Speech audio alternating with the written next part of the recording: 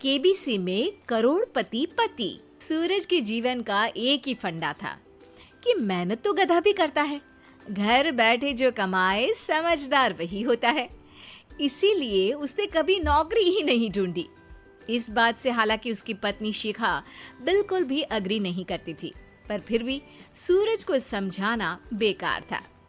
TV में कैसे बनोगे करोड़पति का ऐड देखकर उसे लगा कि बस अब तो घर बैठे ही वो करोड़पति बन सकता है, और उसके पीछे उसने अपने सारे सोर्सेस एक्टिव कर दिए। 2 हफ्ते में उसके कलीग के साले के पड़ोसी के बेटे का सोर्स निकलता है जो कि उसे शो में पहुंचा सकता है, और सूरज उससे मिलने चला जाता है। अच्छा, तो हमें मुकेश जी बता रहे थे कि आप हमें शो में पहुंचा सकते हैं। हाँ, उसमें कोई तकलीफ नहीं है। मैं कल अगर कोशिश करूँ तो इसी महीने में आपका नंबर आ जाएगा। अरे ये तो बहुत बढ़िया हो गया। अच्छा, वो सिलेबस और क्वेश्चन पेपर का कोई जुगाड़ है क्या? उसका तो कोई जुगाड़ नहीं है। तो वो वाकई में कुछ भी पूछ सकते हैं? हाँ, वो तो बच्चन जी पर है, जो पढ़ते हैं वो पूछ लेते हैं। पहली कोशिश फेल होने पर अब सूरज के सामने एक बहुत बड़ा सवाल था कि आखिर जवाब कहाँ से लाए। तब शिखा ने एक सजेशन दिया, क्यों ना सूरज अपने चचेरे भाई सुमित से मदद मांगे, जो कि यूपीएससी की तैयारी कर रहा था। हालांकि इतनी मेहनत करना सूरज को समझ में नहीं आता था, पर कोई और रास्ता ना मिलने पर वो आखिर सुमित से बात करता है। अरे सुमित, हमारा कैसे बनोगे करोड़पति के लिए सिलेक्शन होने वाला है। तुम हमें थोड़े चिट बनाने में मदद करोगे क्या? अरे भैया, चिट बनाए तो सालों हो गए, उसमें हमारा एक्सपर्टीज नहीं है, बल्कि आप बोलो तो हम आपकी पढ़ने में जरूर मदद कर सकते हैं। हट, कैसी अनाप शराब बातें कर रहा है तू। सूरज ने सुमित को मना तो कर दिया था, पर तैयारी करने के सिवाय कोई चारा उसे दिख भी नहीं रहा था।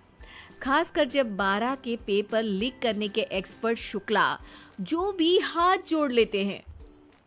आखिर सूरज को सुमित के पास जाना ही पड़ा, और उसने सुमित और शिखा से वादा किया कि वो बहुत मेहनत करेगा।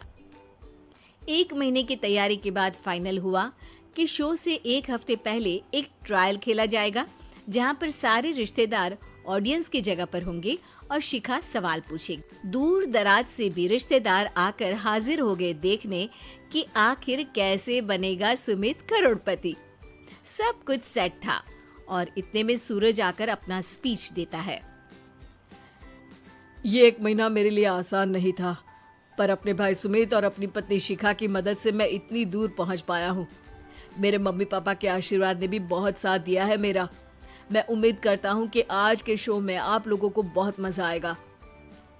साक्षी पहला सवाल पूछती है और पूरे कमरे में सन्नाटा छा जाता है। इंडिया में कितने स्टेट्स हैं? 3, सॉलिड, लिक्विड और गैस। अरे रुकिए, तो ऑप्शंस तो देने दीजिए। इतने में 5वीं कक्षा का चिंटू बोल उठता है। अरे क्या मामा, आप तो पहले सवाल पर ही आउट हो गए। अरे बेटा, पहला सवाल तो ट्रायल होता है ना। अरे तुम अब देखना। देखने जैसी बात तो थी ही। सूरज को इतना शांत किसी ने नहीं देखा था। कभी कभी तो लगता था मानो सूरज आंख खोलकर ही सो गया हो। मामा जल्दी करो प्लीज, कल सुबह पनवेल भी तो निकलना है। अरे हट, कंसंट्रेट करने दे मुझे। 3 सवाल में 3 लाइफलाइन खत्म हो चुकी थी, और अब चौथे सवाल पर भी सूरज का मौन नहीं टूटा। पर सूरज अभी भी हार मानने को तैयार नहीं था। उधर हर कोई सूरज को छोड़ सुमित को देख रहे थे। आखिर सुमित ने ही तो पढ़ाया था सूरज को। गजब बेइज्जती है यार। अरे बेटा, तो बाप का, दादा का, भाई का, सबका नाम बुड़वाएगा। अरे 3 लाइफलाइन ले ली तो भी तेरा कुछ नहीं होना है। अरे कोई इतनी बात करता है क्या शो पर? अरे बेटा, शो पर तेरे जैसे भी तो नहीं आते ना। सूरज की ये जंग आखिर 1 घंटे बाद 5वें सवाल पर खत्म हो गई, जब उसने इंडिया के नेशनल बर्ड का नाम कहा, कौवा। अरे बेटा, मजा तो बहुत आया, बस थोड़ा टाइम पर खत्म होता तो आनंद भी आ जाता। ताने बारिश के बूंदों की तरह बरस रहे थे और सूरज को भी समझ आ रहा था कि ये करोड़पति बनना शायद उसके बस के बाहर की बात है।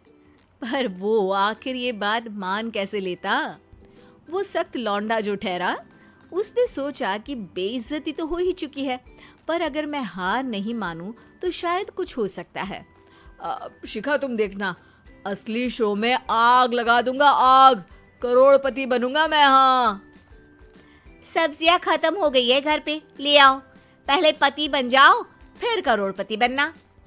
अरे गजब बेइज्जती है यार। बेटा, अभी तो घर पर ही हुई है, 1 हफ्ते में तो तुम देश के सामने करवा कर आओगे। वैसे जब टीवी पर जाओ ना तो बस अपने मम्मी का ही नाम लेना, ठीक है? कोई पूछे तो बोलना कि पापा नहीं है मेरे। अरे पढ़ाई की, पेपर निकलवाए, इतने सारे लोगों को खाना खिलवाया, क्या फर्क पड़ा? इसीलिए मैं कहता हूँ कि मेहनत तो गधा भी करता है, घर बैठे जो कमाए वही सिकंदर। लेकिन मामा, गधे भी जानते हैं कि हमारा राष्ट्रीय पक्षी मोर है।